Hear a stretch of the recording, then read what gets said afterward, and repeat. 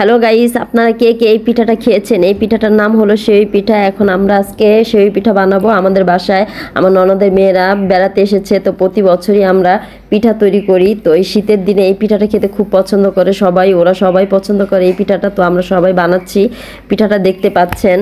তো এখানে অনেকে মিলেই বানানো হচ্ছে, সবাই মিলে একজন আরেকজনকে সাহায্য করছি। কেউ ছড়া বানাচ্ছে, কেউ ছড়া কাটছে। আমরা গ্রামের ভাষায় এটাকে ছড়া বলি, আপনারা কি বলেন জানি না। তো আর এই পিঠাটাকে আপনারা কি পিঠা বলেন সেটাও কমেন্ট করে অবশ্যই বলবেন। আমরা এটাকে সই পিঠা বলি, যেহেতু ছোট ছোট সই বানানো হয় সেজন্য। আর এটাকে দুধ দিয়ে, বেশি করে দুধ দিলে ভীষণ ভালো লাগে খেতে। আর আগে তো রস দিয়ে বানানো হতো, তো এখন যেহেতু রস নেই সেজন্য চিনি আর মিঠাই দেওয়া হয়। মিঠাই আর চিনি দিয়ে এই পিঠাটা বানানো হয়, খেতে খুবই সুস্বাদু। তো ওরা বেড়াতে এসেছে, ওদের উসিলাতে আমরাও একটু খেতে পারলাম। পিঠা বানাতে বানাতে এখন সন্ধ্যা হয়ে গেছে। দেখেন, আমরা দুপুরে খাওয়া দাওয়া করেই পিঠা বানাতে বসে পড়েছি, অথচ এখন সন্ধ্যা হয়ে গেছে। তো এটা সম্পূর্ণ তৈরি হতে হতে আরও সন্ধ্যা হয়ে রাত হয়ে যাবে।